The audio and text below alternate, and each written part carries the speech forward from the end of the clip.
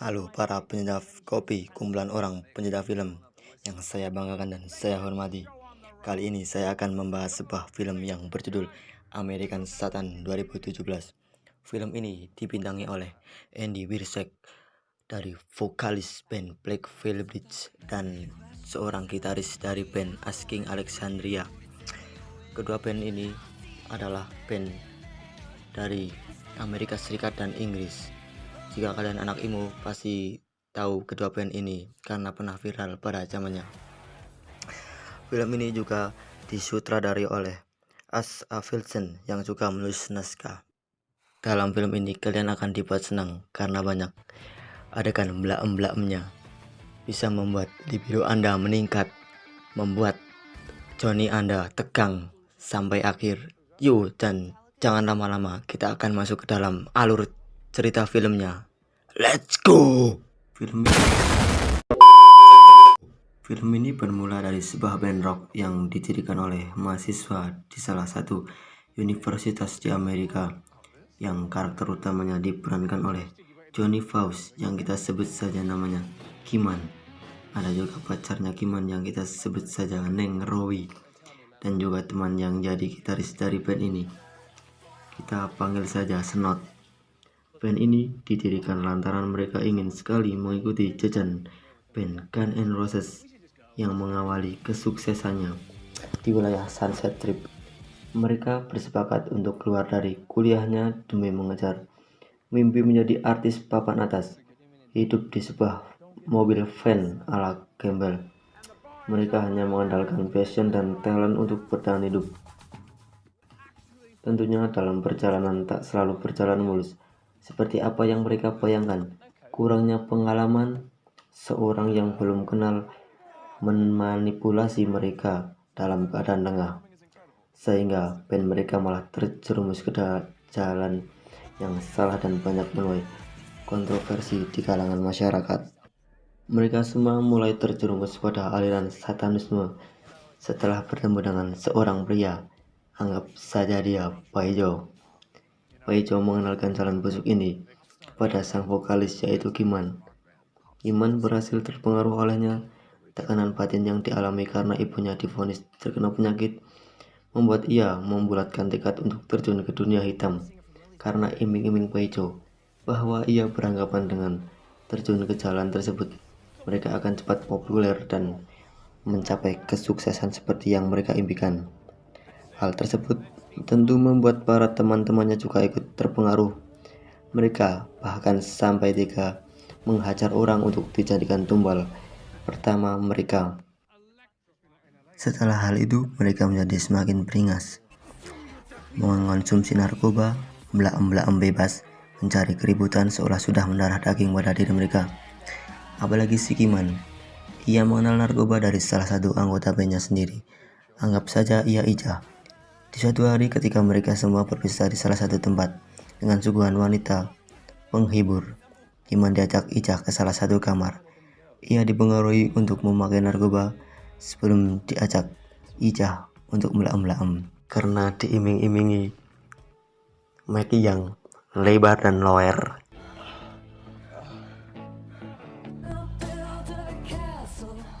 Di saat ia menikmati suasana berdua di dalam kamar, teman-temannya pun tak kalah menikmatinya. Di luar kamar, mereka digengpeng oleh para wanita penghibur. Bahkan tanpa disadari, manajernya tewas karena terlalu banyak mengonsumsi narkoba karena hasutan para wanita penghibur. Tentu hal tersebut membuat mereka semua cukup menyesali perbuatannya. Apalagi salah satu teman dekat manajer tersebut, ia sampai menangis. Hal itu ternyata tidak membuat mereka semua cerah. Bahkan mereka semua semakin hari semakin memberingas, apalagi si Kiman. Ia menjadi seorang yang kecanduan narkoba, melakukan blaem-blaem setiap hari, setiap menit, setiap detik, sampai Johnny-nya lemes hingga ia lupa bahwa telah memiliki seorang kekasih yang merupakan orang baik-baik, yaitu Neng Rowi. Di suatu malam setelah konser, salah satu fan-nya menyambangi mobil mereka. Fan tersebut mengatakan pada penjaga bahwa ia ingin mempersembahkan segel keperawanannya untuk sang vokalis band tersebut, yaitu Kiman. Hal tersebut pun dipersilahkan oleh penjaga karena ia telah membuktikan bahwa ia telah berumur 18 tahun. Sungguh fan yang sangat fanatik. Saat anaknya mempersembahkan segel keperawanannya untuk sang vokalis, ibunya pun tak mau kalah. Akhirnya mereka berdua ngobrol-ngobrol, ya seperti orang pada umumnya. Mereka berkenalan, lama-lama libido mereka berdua meningkat sehingga membuat burung sang drummer menggeliat ingin memasuki lubang sumur yang penuh dengan bulu, cembi yang riwuk-riwuk, rindang dan asri, dan mereka pun belaem-belaem. Perjalanan pun masih berlanjut. Konser demi konser dilakukan hingga pada suatu waktu sebelum konser dimulai, sang vokalis mengalami sakau akibat berhenti mengonsumsi sabu sampai overdosis, dan tanpa disadari ketika ia bangun telah berada di sebuah rumah sakit ditemani sang pacar dan ibunya. Setelah mengalami hal tersebut, sang vokalis pun melakukan semacam terapi dengan seorang praktisi, dan pada konser selanjutnya ia kembali dipengaruhi untuk membunuh seorang penonton menggunakan pistol. Tapi setelah semua hal yang terjadi, ia pun membalikkan pikirannya.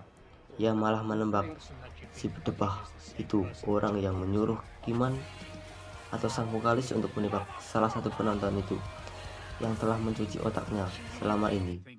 Akhir cerita, ia dijatuhi pidana atas kasus penembakan tersebut, dan dia pun terkurung di sebuah hotel rodeo.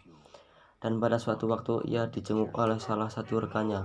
Ia merasa kesal dan menceritakan semua hal yang telah dialami, hingga pada akhirnya ia pun dibebaskan oleh pacar dan ibunya dengan menandatangani suatu surat pernyataan, dan akhirnya mereka pun gitu tamat.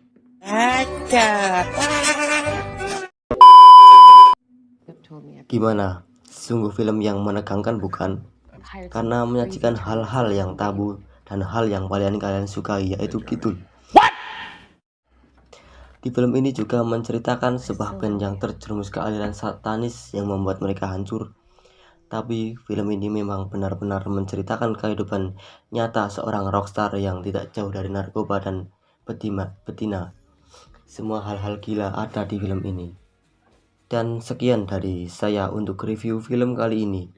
Maaf jika review film ini saya terlalu belibet dan terlalu amatir, karena ini baru pertama kalinya saya membuat sebuah review film di YouTube.